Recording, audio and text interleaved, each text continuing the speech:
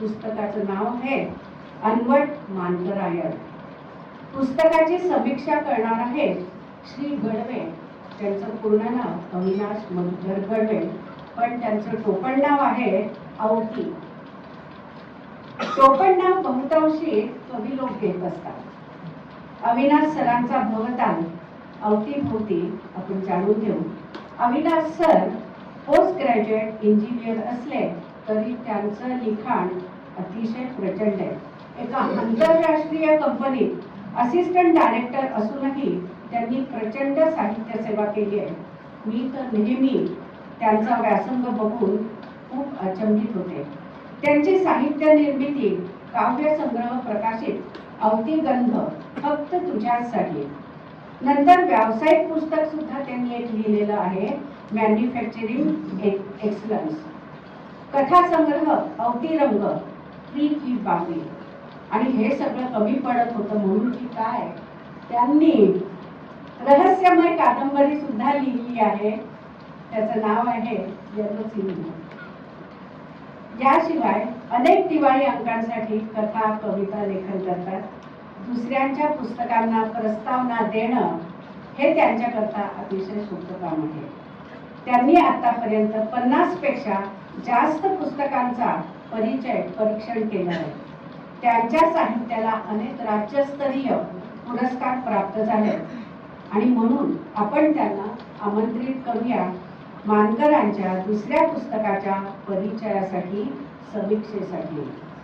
टाळ्यांच्या गजरात अविनाश सर याचा पुस्तक परिचय देतील आणि समीक्षा करतील. बरं का, ते अतिशय विनोदी आहेत.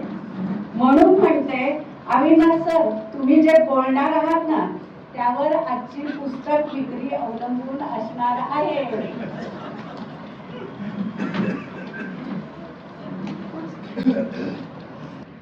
आतापर्यंत तुम्ही एकापेक्षा एक उत्कृष्ट वक्ते इथे ऐकले आणि आता मित्रप्रेम झाल्यावर काय अन्याय होतो हे तुम्हाला पुढची 10 मिनिटं माझ्याकडून ऐकायचं. मानकर माझे खूप चांगले मित्र आहेत, पण असं काही नाही आहे. घंटीवाले बाबा, तुम्हाला जेव्हा केव्हा वाटलं की लोक बोर होत आहेत, तुम्ही वाजवा, आपण थांबून जाऊ, काही हरकत नाही. अनवट मानकरायण सुंदर पुस्तक आहे. मी वाचलेलं आहे. तुम्ही वाचा, विकत घेऊन वाचा. हे सुरुवातीलाच सांगतो, तुम्ही जेवढी पुस्तकं विकत घ्या तेवढी माझी इज्जत आहे. तुम्ही जर काहीच विकत घेतलं नाही तर मानकर मला फोनवर म्हणते तुला बोलवलं कशाला. त्याच्यामुळे कृपया टाळ्या नाही वाजवल्यात माझ्या कुठल्या वाक्यावर तरीही चालेल. खूप सुशिक्षित आणि सुसंस्कृत लोक टाळ्या वाजवण्याच्या बाबतीत कंजूस असतात याची मला खात्री आहे. असो, अनवट मानकरायण हा प्रवास सोपी नव्हता. तब्बल 5025 किलोमीटरचा प्रवास, 5 ते 6 राज्यातून गेलेला, आणि तेही आपली राणी सोबत नसताना घुंगरूला घेऊन केलेला.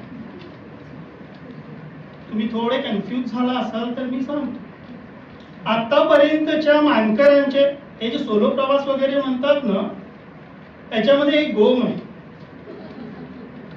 हे यांचं सोलो प्रवास म्हणजे कधी बसनी, ट्रेननी, विमानाने असा नसतोच.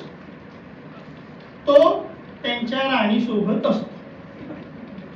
त्यांची राणी एक इकडे माझ्या बाजूला बसलेले आमच्या लाडक्या उल्काबेन, आणि दुसरी त्यांची स्कूटर ज्याला ते प्रेमाने राणी म्हणतात. यावेळी मात्र काय वाटलं माहित नाही, राणी त्यांच्यावर रुसली की ते राणीवर रुसले. त्यांनी नवीन सवंगडी निवडली. कुठली मानकर? होंडाची ऍक्टिवा X6, तिचं नाव घुंगरू. आणि या घुंगरूला घेऊन मानकरांनी तब्बल 5025 किलोमीटरचा प्रवास केला 6 राज्यातून. आणि मी सांगतो, मी विदर्भात माझं अर्ध आयुष्य म्हणजे अर्ध आता नाशिकमध्ये गेलं म्हणून अर्ध नागपूरमध्ये म्हणतोय.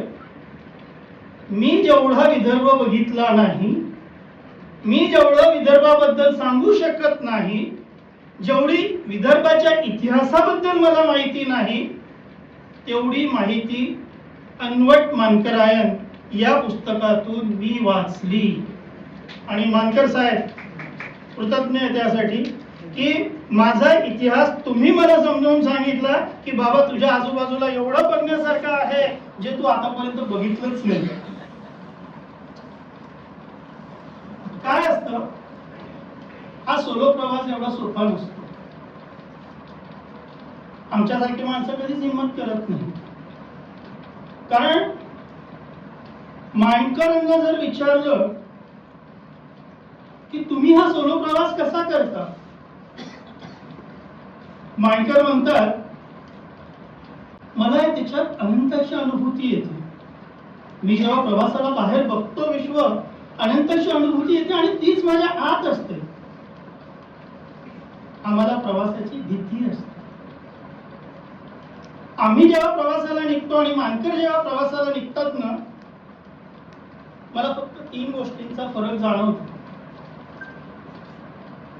आम्ही जेव्हा प्रवासाला निघतो त्यावेळी आमच्या मनात 3 गोष्टी असतात. एक, या प्रवासात मला काय काय अत्यावश्यक आहे त्या सगळ्या वस्तू मी घेऊन गेलोच पाहिजे. त्यानंतर असते अत्यावश्यक नाही पण सोबत असलेली बरी.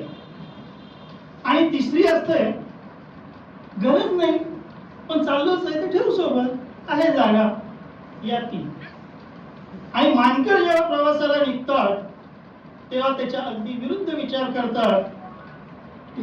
जे जे अत्यावश्यक नाही ते पहिले काढून टाकायचं. त्याच्यानंतर ज्याशिवाय काम चालू शकतं त्या गोष्टी सोबत घ्यायच्याच नाही. आणि ज्या गोष्टी मी प्रवासात ऍडजस्ट करू शकतो त्याही गोष्टी सोबत ठेवायच्या नाही. परिणामतः ते बॅकपॅकर आहे आणि आम्ही 4 दिवस बॅकपॅकिंग मध्ये लावतो. आणि तरी सुद्धा पुन्हा गेल्यानंतर अरे हे सोबत घ्यायचं राहून गेलं. ही जी भावना आमच्या मनात असते ती मानकरांमधला आणि आमच्यामधला मेन जो फरक आहे ती स्पष्ट करते. दुसरी, आम्ही प्रवासाला निघालो ना, आधी एसी 2चं जरी तिकीट काढलेलं असेल तरी सुद्धा रात्री झोपेतून सुद्धा 4 वेळा उठून बघतो माझी बॅग आहे ना तिथे. बॅकपॅक असेल तर टॉयलेट मध्ये सुद्धा ते सोबत घेऊन जाऊ, कोणी नेली तर. मी हे जेव्हा पुस्तक वाचलं ना, मला मानकरांचे विचार जेव्हा मी ऐकले तेव्हा म्हटलं यार आजच्या काळात अशी माणसं असतात. ते सांगतात मी माणसाच्या चांगुलपणावर विश्वास ठेवतो. या जगात अजूनही चांगली माणसं आहेत यावर माझा प्रचंड विश्वास आहे. आणि या प्रचंड विश्वासाच्या भरोशावर हा माणूस माणसांचे सेतू उभारतो आणि त्या सेतूवरून प्रवास करतो. माणसं अनोखी असतात, स्थळ अनोखी असते, जागा अनोखी असते.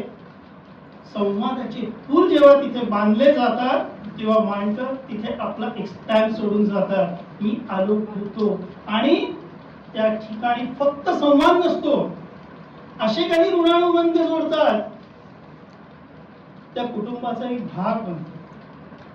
या पुस्तकात अशी कितीतरी उदाहरणं आहे की जाताना लोक गदगद झाली. आजची आपली संस्कृती जर बघितली तर कोणाकडे जायचं असेल तरी आपण परवानगी घेऊन जातो की मी 3 दिवसानंतर येतो, तुम्ही आहात का घरी. आणि समोरचा म्हणतो अरे तुम्ही चुकीची वेळ निवडली, मी उद्याच कुठेतरी बाहेर जाणार आहे म्हणून. आणि हे साहेब आहे, ओळख नाही, परिचय नाही, कुठेतरी रस्त्यात कुणीतरी भेटला, संवादाचा सेतू उभा झाला. त्याला त्यांनी सांगितलं तुम्ही इथून पुढे कुठे चालला, ते सांगते की मी आता मध्य प्रदेश मध्ये चाललो. मग आमचे नातेवाईक आहे त्यांच्याकडे उतरा. तिथे गेले, तिथे संवादाचा पूल मारतील, ते सांगतील अजून पुढे जा ना, आमचे नातेवाईक आहे, थांबा. यांच्या खिशाला चोट लागत नाही ना, याचं कारण हे आहे. कारण हे माणसं जोडतात. आणि आमचा प्रॉब्लेम काय असतो, आम्ही प्रवासात गेलो ना तरी असं मख्ख तोंड करून बसलो असतो, जणू समोरच्यानी बोललो होतो तो आपल्या घराचा सातबारा त्याच्या नावावर करून घेऊ. पण ही भीती आमच्या मनात असते प्रवासात असताना, की आम्ही माणसांवर विश्वासच ठेवत नाही. प्रवासात असताना सोबतच्या माणसाशी सुद्धा बोलत नाही. संवाद कसा होईल? आणि जिथे संवादच नाही होणार तिथे सूर कसे जुळतील? मांडकर हे सूर जुळवतात. आणि सगळ्यात महत्वाचं, मांडकरांचा जर एक थोडासा व्यक्तिमत्वाचा अभ्यास केला ना, तर हे बहुगुणी व्यक्तिमत्व आहे. म्हणजे माझा आतापर्यंत तसा समज नाही, खात्री झालेली आहे. सिनेमाची सगळी तंत्र कोळून प्यालेला माणूस म्हणजे प्रवीण मांडकर. निसर्गाशी एकरूप झालेला माणूस म्हणजे प्रवीण मांडकर. उत्तम कथाकार आहे, सुंदर वक्ते आहे. आणि तुम्हाला सांगतो, ही अशी मोहीम राबवणं, नाशिक बॅकपॅकर्स नेटवर्क उभं करणं हे सोपी काम नाही आहे. जो माणूस माणसं जोडू शकतो, आपला अनुभव इतरांना देऊ शकतो, तोच ही कामं करू शकतो. त्याच्यामुळे मांडकरांच्या या बॅकपॅकर नेटवर्कला आपण साऱ्यांनी खूप खूप शुभेच्छा तर दिल्याच पाहिजे. या पुस्तकाबद्दल अजून एक सांगायचं म्हणजे, या पुस्तकाला आमच्या दोघांचेही मित्र असलेले विपिन बाकळे यांनी प्रस्तावना दिलेली आहे. या प्रस्तावनेत ते म्हणतात की ज्या काळी आमच्या देशाचे दरवाजे व्यापारासाठी तर उघडे होते, पण प्रवासासाठी बंद होते. त्या काळात या भारताच्या भूमीवर चीनमधनं, युरोपमधनं अनेक प्रवासी आले. पुढे आपण जो जाणतो तो इतिहास आहे, पण त्यांना या देशाचं आकर्षण होतं. कोलंबस झाला, वास्को द गामा झाला, अशी कितीतरी लोक त्या यादीत आपल्याला सापडतील. मांडकर तेच म्हणतात या पुस्तकात, कोलंबस वा, काही उपदेश ठरवून निघा किंवा नका निघू, पण जिथे जाताय ना तिथे बघा, अनुभवा.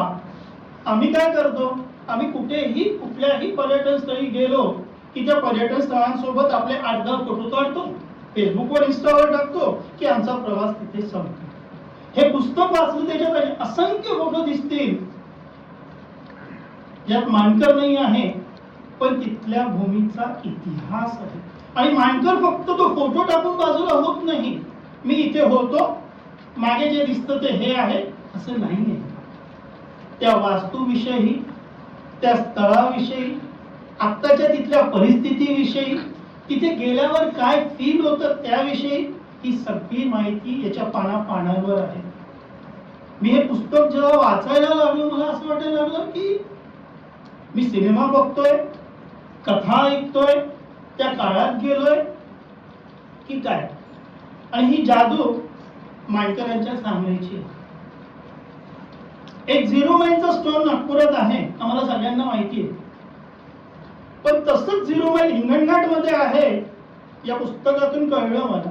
आणि दोन्ही 0 माईलची अवस्था काय आहे ते दोन्ही कुणी ते म्हणजे शोधून काढले, कोणी तिथनं भारताचा पूर्ण आकाशा मोजला, मला पुस्तकातून वाचून कळलं. मला फक्त आपल्या नागपुरात 0 माईल आहे आणि तिथून इंग्रजांनी देश मोजला होता एवढंच माहिती.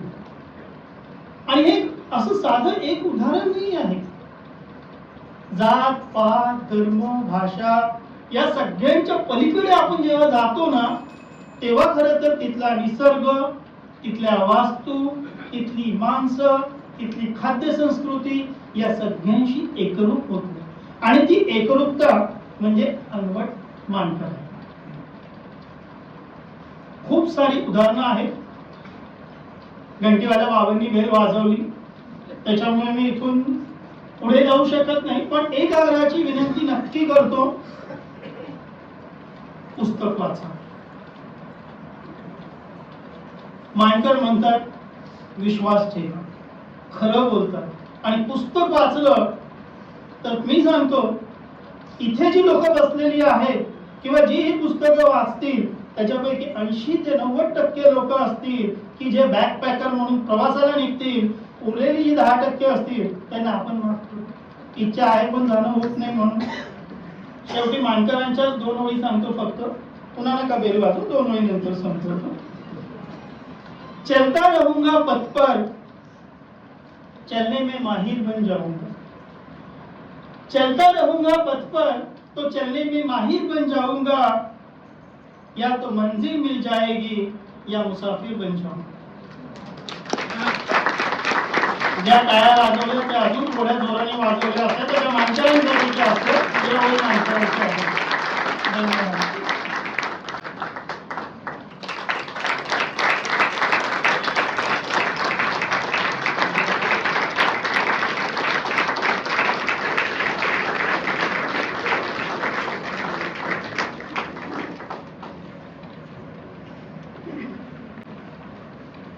कथाकार.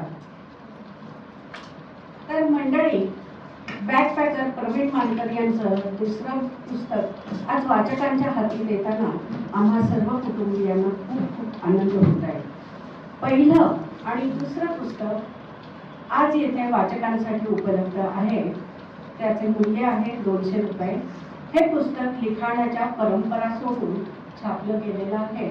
तर ते कसं? या पुस्तकाला अनुक्रमणिका नाही, या पुस्तकाला पान नंबर नाही, किलोमीटर नंबर आहे. हे पुस्तक इंटरनेट एनेबल आहे. या पुस्तकात सुरुवातीचे 4 शब्द शेवटी छापलेले आहेत. शेवटच्या पानावर 2 लिंक आहेत. पहिल्या लिंकवर जाऊन कुसुमाग्रज स्मारक येथे जे भाषण झालं ते ऐकता येईल.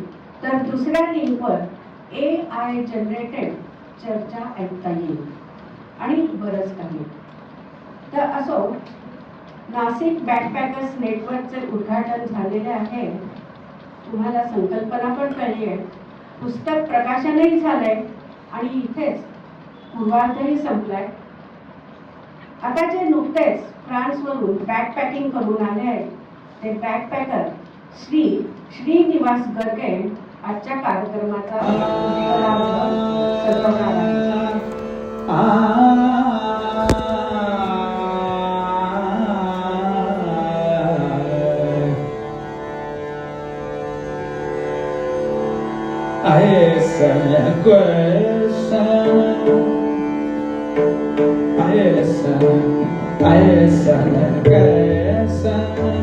Borosot